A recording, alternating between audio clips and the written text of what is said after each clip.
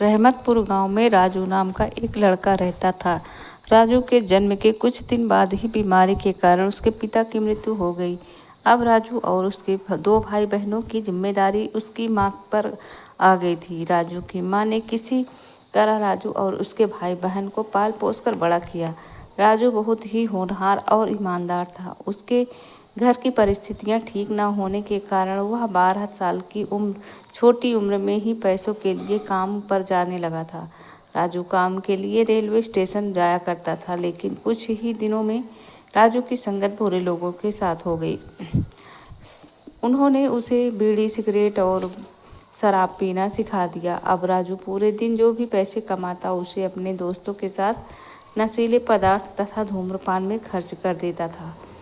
राजू घर पर पैसा देना खुद बंद कर चुका था, जिसके कारण उसके घर में परेशानियां बढ़ने लगी थी। एक दिन रेलवे स्टेशन पर काम न मिलने पर किसी यात्री के बैग चोरी करके घर भाग आया। घर पर उसने देखा कि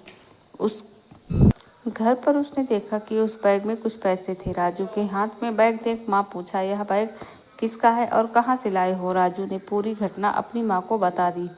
राजू की माँ ने उसे दोबारा ऐसा करने से मना करते हुए कहा, अगर दोबारा तुमने फिर से चोरी की तो मैं तुम्हें घर से बाहर निकाल दूंगी। एक दिन फिर से राजू ने एक बैग चोरी करके भागा और वह पुलिस के हाथों पकड़ा गया। पुलिस ने राजू की अच्छे से पिटाई की। राजू पुलिस से जिंदगी में कभी चोरी नहीं करने का वादा करके घर जा रहा था। बीच रास्ते में उसकी मुलाकात एक महात्मा से होती है, जो कि कहीं प्रवचन करके वापस अपने घर को जा रहे थे। महात्मा ने राजू को रोते हुए देखा, पूछा, बेटा तुम क्यों रो रहे हो? राजू ने सारी घटना जिस महात्मा से बताई। महात्मा जी ने राजू को समझाया कि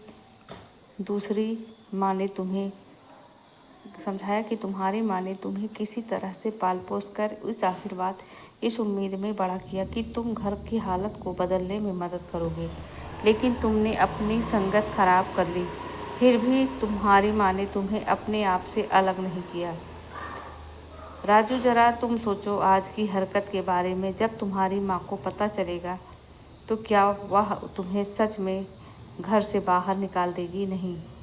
महात्मा ने राजू को और समझाते हुए कहा, बेटा कितना भी नालायक क्यों न हो जाए, लेकिन उसके लिए माँ की ममता वही रहती है। महात्मा की बातों को सुनकर राजू के अपने किए पर पछतावा होने लगा। उसकी आंखों से आंसू बह रहे थे। महात्मा ने राजू से कहा, सुबह का भूला अगर शाम को घर वापस आ जाए तो उसे भूला नहीं कहते हैं। अगर तुमने अपने गुनाहों को कबूल कर लिया और फिर से एक नई राह चलने के लिए तैयार हो तो जाओ और शुरू करो अपनी नई जिंदगी। भूल जाओ अपने बीते दिनों को। राजू घर पहुंचकर अपनी माँ के चरणों में गिर गया और सारी घटना को सुनाया। उसकी माँ उसके सिर पर अपना हाथ फेरती हुई बोली, बेटा अगर तुम अपने आप को बदलने के लिए तैयार हो तो तुम्हारी गलती माफ़ की जा सकती है। राजू अपनी माँ की गोद में सिसक कर रो रहा था। राजू ने उस दिन से गलत दोस्तों का साथ छोड़ दिया और वह अब एक नेक इंसान बन गया। कहानी से सीख, माँ की ममता कभी कम नहीं होती। तो दोस्तों यह कहानी कैसी लगी कमेंट में ज़रूर बताइए। लाइक कीजिएगा, शेयर कीजिएगा, चैनल को सब्सक्राइब जरूर कर दीजिएगा। बेल आइकन घंटी प्रेस कर दीजिएगा, जिससे ऐसे ही वीडियो का नोटिफिकेशन आप सभी लोगों तक पहुंचते रहे और नए नए वीडियो लेकर हम